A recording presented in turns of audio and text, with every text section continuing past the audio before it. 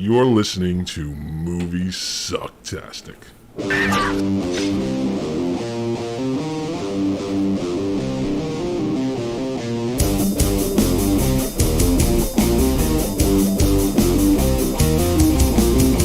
I am your mother.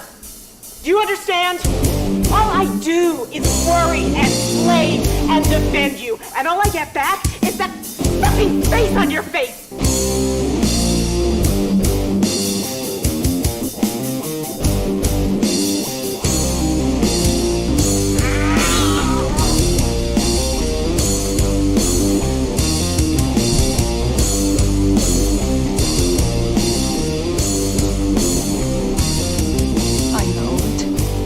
It all sounds like some bad movie.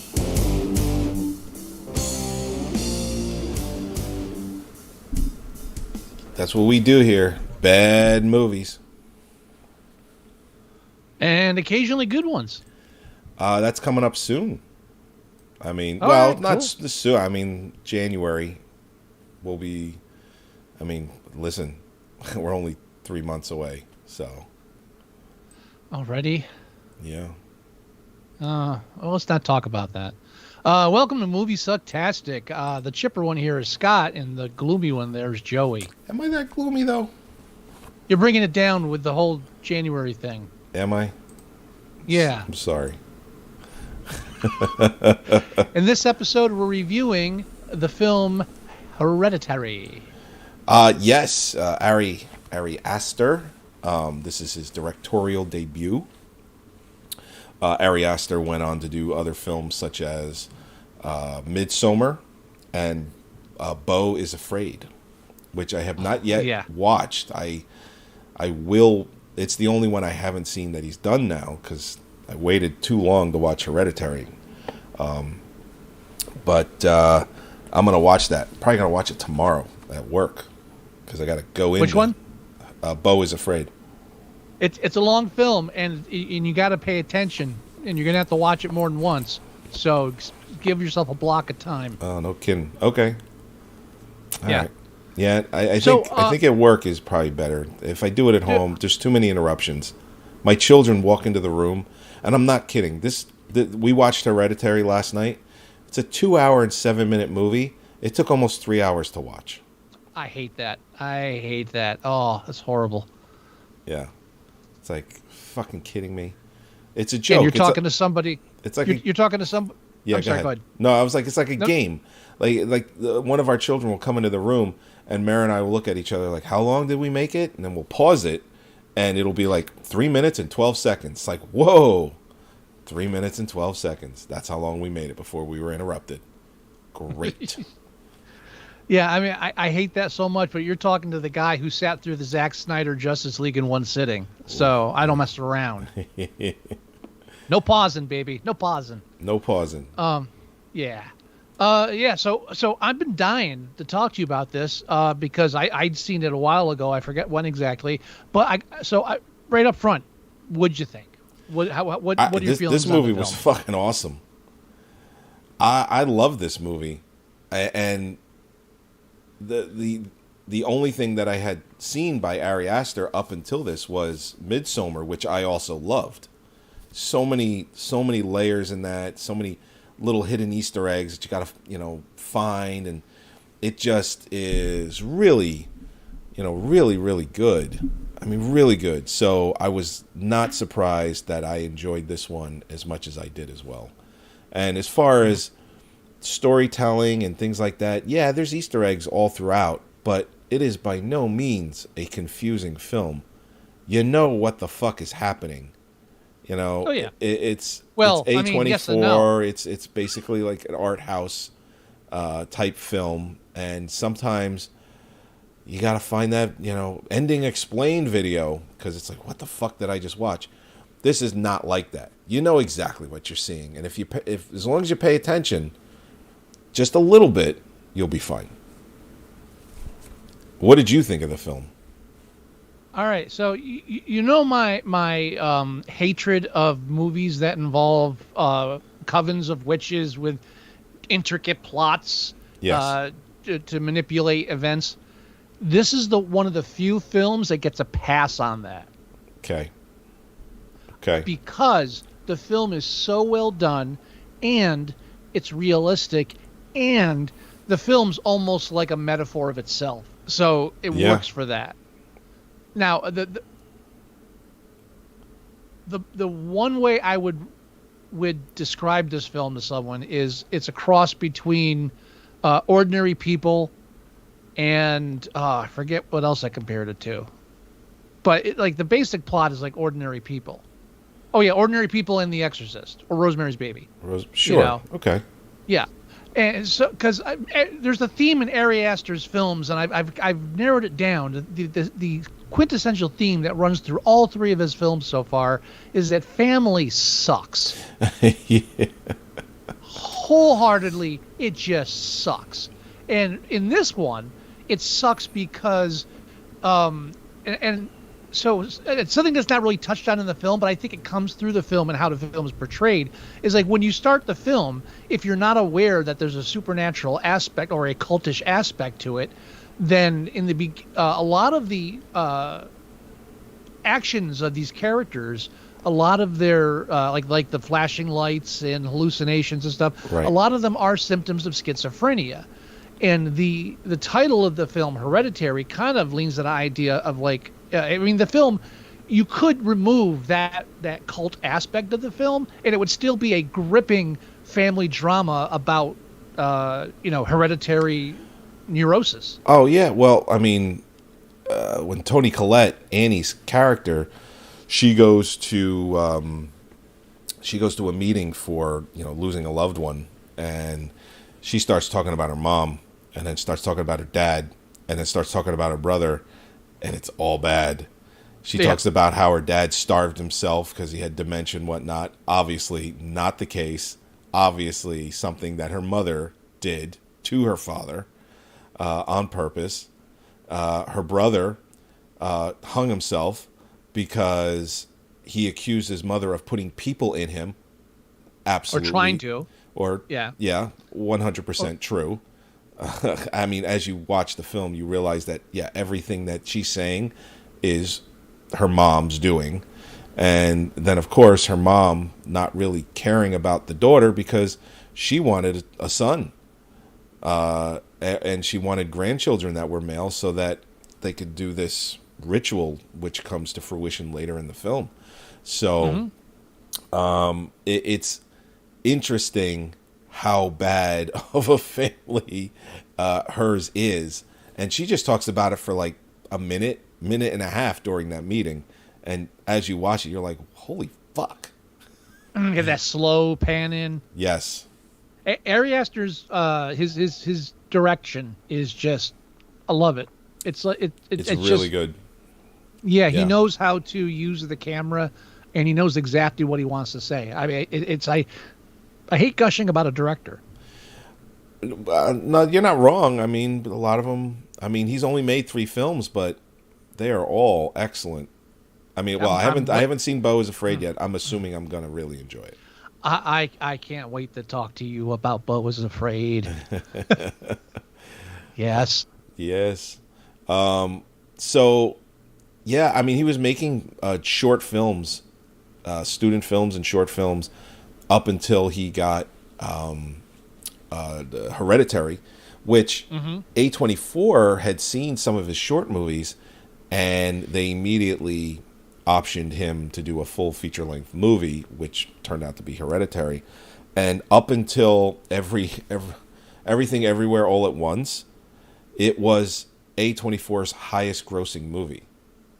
It had made something like $87 million. And then Everything Everywhere All at Once made, more than that. But Everything Everywhere All at Once only came out a couple of years ago. It only came out a couple of years ago, and Hereditary was their highest grossing film up until then. So it's interesting at how good he is for someone that had only made short films up until 6 years ago.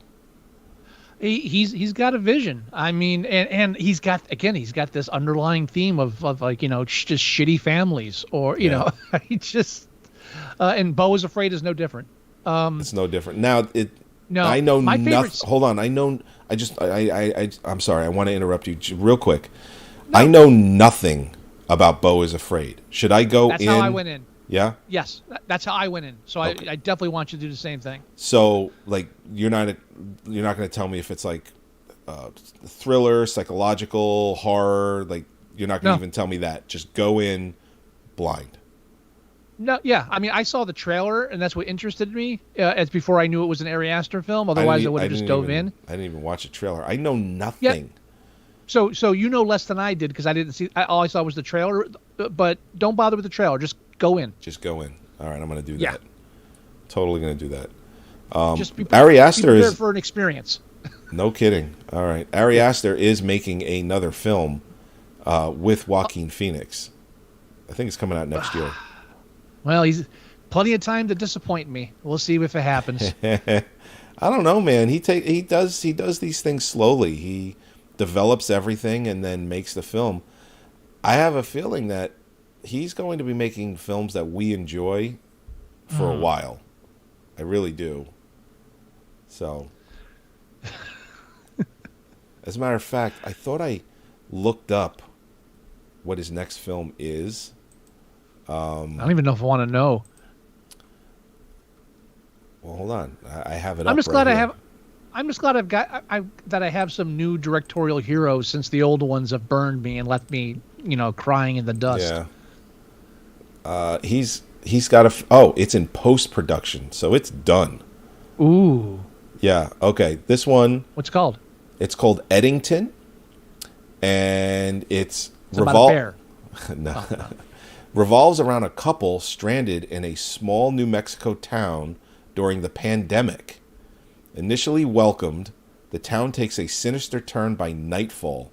It reunites director Aster with actor Phoenix portraying a sheriff with bigger ambitions. So, looks like Joaquin is playing the bad in this film. Until I see it, it sounds like he's breaking his theme. So damn it. He's breaking. Well, hold on. I mean, he's in a small town. Probably these towns have, I'm assuming it's close knit. You might get a little bit of the family aspect. If the couple is a toxic relationship, then it'll fill that hole. Yeah, I wouldn't be surprised at all. This is your fault. We're here. What? But Toni Collette's character is so. It's like it's kind of almost obvious that, like, again, I mean, Gabriel Byrne's character is emailing a psychiatrist at one point. I think she's having a psychotic breakdown. She's. By the way, she is. Both of them are executive producers on this film, so they believed in Ari Aster based on the script that they read. So there was no one that forced their hand to do that. They did that because they wanted to. So it's interesting. You can kind of tell too by like just the full throated performance you get out of all of them, even Alex Wolff and Millie Shapiro. Just great stuff. Oh yeah. I'm losing my voice. Drink some water. Yeah, no, it's we always have a harder time talking about movies we enjoy. That always tends to be. I know I challenge this to you, and I challenge this to you based on, the connection of Longlegs having the mom was like the fucked up one in that movie is what it turned out, and then of course, this film has both tie-ins to Toni Collette's Annie's mom in the film. And then, of course, her sleepwalking and doing these weird things. And, when you hear things like she's sleepwalking, like she's telling her friend Joan, like this instance where she's sleepwalking and she wakes up and her children are covered in, what was it? It was it lighter fluid? Lighter fluid, yeah. Or something like that. Saying that they're covered head to toe, and she's holding a box of matches. And here's the thing: she was probably conscious of that while she was sleepwalking and intended that whole thing was a dream. That whole thing was a dream. Remember, she wakes up again. The film fools you with that. The film, it's a dream within a dream sequence, and you don't even remember it. No. She's telling Joan about an instance of her doing that. It was just. I thought you were talking about. No. I thought you were talking about when she's actually in front of him and talking. No. She's talking to Joan about how she woke up with all three of them covered in lighter fluid. TMI, Annie. You just met this person. Yeah, right. But the thing is, just watching the film and watching how it progressed and watching what her mother was capable of, later on you find that out. She sleptwalk. She doused her and her children in this fluid, lighter fluid, so that she would light all three of them on fire, thus killing that connection that her mother needed. Yeah. And I have subconsciously, she knew what she was doing, but then stopped herself. But then, of course, when you're sleepwalking, she probably blocked it out.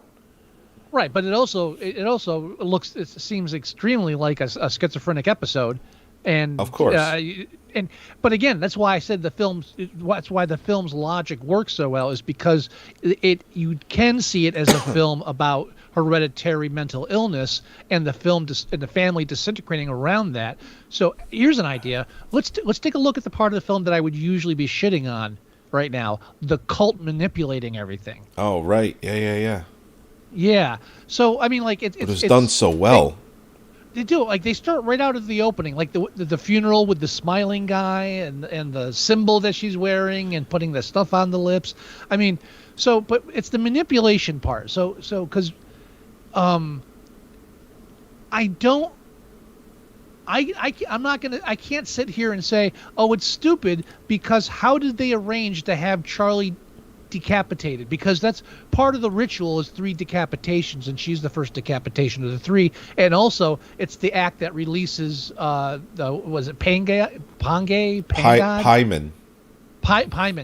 releases Pyman from her, which is what that ritual out in the field was about, to unlock the spirit so it could be freed. Right. So, but the way they show these cultists in their lives, especially on repeat viewing, it's obvious that they're playing all the angles. They're not just like, okay, so eventually she'll hit the tree or hit the post, and the symbol there shows that they're planning something like this, some bizarre thing. But there's no point in the film where this was their only plan. No, it obviously wasn't. They've been in this families for so long, and they set that up, that the first kid was supposed to be, but it wasn't a male, and that's why it didn't take.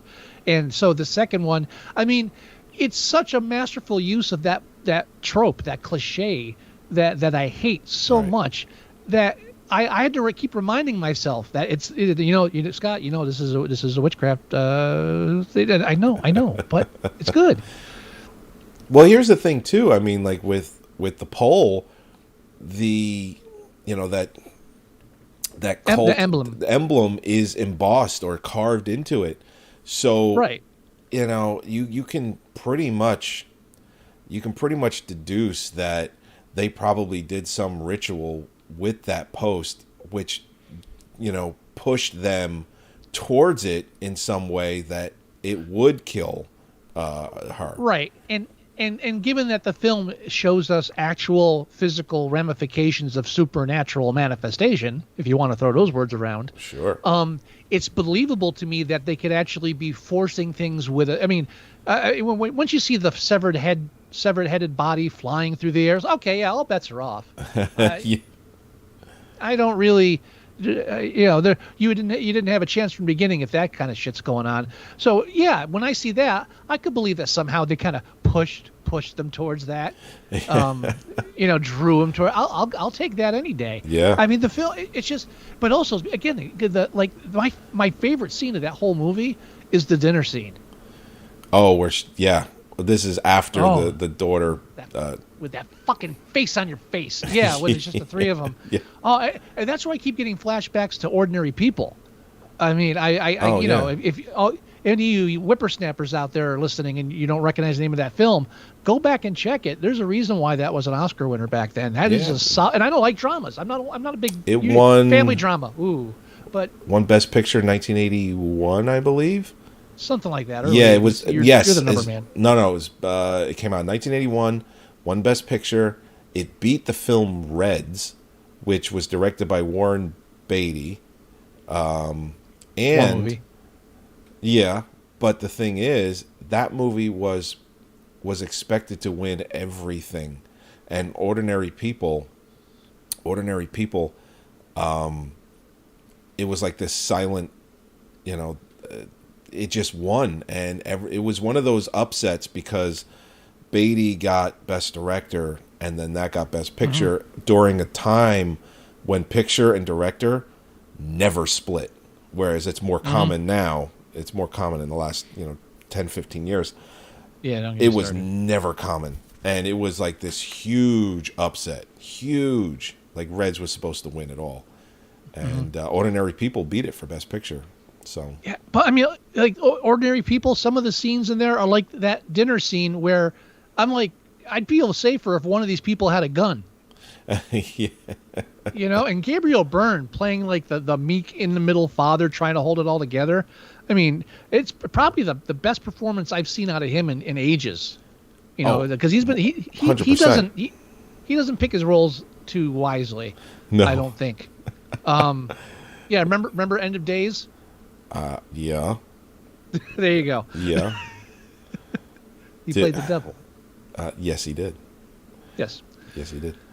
Yeah, but I mean, yeah, no. That to me, that's the brilliance of the film. It's just the whole again, the Hereditary is like a double meaning, even though technically it's not, because we do see that there is actually a cult and there is all this stuff is actually happening, but it's hard to ignore that hereditary mental illness line that really kind of hides the horror for the first half of the film, so to speak. Yeah, no, it's. I mean, I guess you can describe this as a slow burn, but no. I wouldn't, no. Because even during like slower scenes or scenes that are just giving you visually information, just the music, just how tense it is, just building and building and building, until the next scene where something different is happening. It's pretty interesting stuff. So it just so well done. Now here's my question for you. Yeah. It's currently rated 7.3 on IMDb. I'd go an 8 on this one. I agree, and it looks like in the past, before I was using this for our official site, I rated it a 7, and I don't know what I was thinking. I think that was before I watched it a second time. Oh, really? Yeah, I've seen this a few times before you challenged me, so I watched it again just because I mean it's always worth a rewatch on this film. Well, I'll tell you what, I'm being a little selfish as far as why I challenged it to you. Because I've been waiting 6 fucking years to watch this thing. Okay. My wife will tell me, "Oh, I really want to watch that." She loves Toni Collette. She's like, "I really want to watch that. I'm like, oh, "Great, let's fucking watch it." No. I got too much. There's too much. I'm watching this. I'm watching, and it's just like over and over and over. And what I need to do is, if we haven't watched it in 2 months, I'm just watching it alone. That's what I need to do. Well, since you used me, I'm going to make this one hurt a little bit. We're not going to do a good one. Oh, really? I'm going to challenge you. Yeah, we're going to do another recent horror film, just to stay on course since it's Halloween. We don't have to stick with them, but I'm in the mood now. And I think I want you to watch Subservience with Subservience? Subservience. With who? Megan who? Fox. Oh, no. Megan Fox, isn't it? That her name? I don't know. Yeah, well, yeah, I'm sure it's Megan Fox, if that's who you say it is. It's Subservience. It's a film about a domestic robot that goes rogue. Oh, shit. This is a new movie, too. Yeah. Dear God, it's an hour and 46 minutes. Fucking Hey, hell. it's better than Afraid. You're lucky I didn't challenge you to Afraid. I don't know. Something tells me that's It's probably still- a better movie. It's still no Afraid. No. Oh, No. it's got the exact same IMDb score. Yeah, between the two of them, I think there's a bit more positive to be said for Subservience. So you're getting off light. I'm getting off light? Oh, well, thank you so Yeah. much. Yeah. Oh, man. All right. Subservience. Oof. Oy vey. All right. And next week, I guess we'll do that. Oh yeah. Let's see. Next week is the 24th. So, yeah, because you know what? On the 31st, it's a Thursday. Now, I'd love to do a podcast on the 31st, but you got to take the kids out. the kids, got to get dressed up and go out for, trick-or-treating. So we'll probably skip that week, and then we'll head right into November, and then before you know, it's going to be the holiday season. So, yeah, we'll do Subservience next week, and then we'll take a week off, and then we'll start spinning the wheel again. Yeah, oh yeah. Unless something really good comes out. You know what? Joker 2 might hit streaming really soon. All right, between you and me, the two films that I want to review, no matter what, as soon as they're available for us, are Joker 2 and Megalopolis. Oh, fuck yeah, man. I've heard bad things about both. That's why I want to see them. Yeah. Because I'm not sure if I believe anybody about anything anymore, so I want to see these personally. Oh, I know. Well, you know what? Everyone has been screaming about Joker 2 being... I don't think it's a full-on musical. I think it has musical elements or musical scenes, but it's probably going to be like a 70-30 split. And people are losing their minds because nobody wanted it to have any music at all. So people are panning it. Reviewers are panning it. I mean, it's like 30 percentile in both the Rotten Tomato review and audience score. And on not buying it. On IMDb, it's like a 5.4. It's like really, really not good. The scores. I'm not buying it. There's got to be something. There's got to be something up. There's got to be something they're missing. I got to find out. And same here. And here's the thing. Opening weekend, it made $37 million. Opening weekend for the original Joker film made almost $100 million in the same time frame. So people just didn't care. They did not go out to see it. So Warner Brothers is probably going to cut their losses, go straight to streaming, and charge $25 to rent it or $30 to own it. And I would not be one bit surprised if that happens by Halloween, or at the very least in the first week or so of November. Yeah. Because it's almost dead in the water now.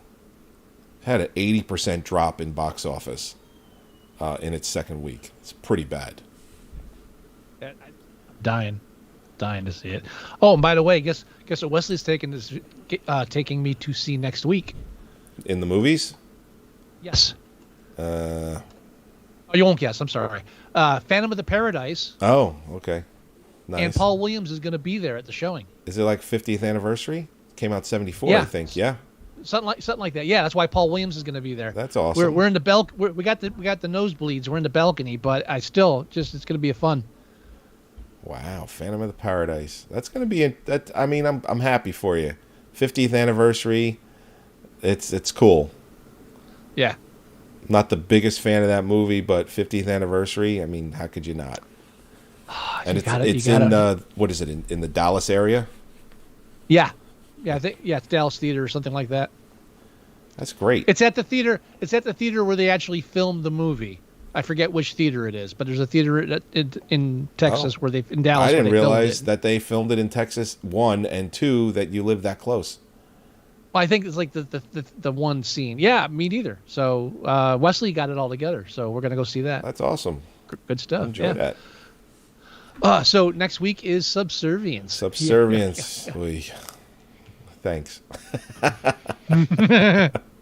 Watch it with Mare. You know what? She might like it. The only way that I can get probably that done is because it's a newer film. Oh yeah, that's what I'm saying. She might be interested because it's a newer movie. She's probably seen ads or heard about it, so I think you'll get her to watch it. I mean, maybe, on social media. I didn't even know this movie existed. I knew it existed. So she must know. Maybe. Because I'm unplugged. I'm unplugged, dude. If I know it exists, if I know it exists, regular people know it exists. I mean, I'm not unplugged, and I didn't know anything about it. Well, yeah, but you're a nerd. Oh, wow. Holy shit. Well, thanks. It's okay. I'm a geek. Oh, sweet. All right, let's go ahead and end this thing then. All right, everybody.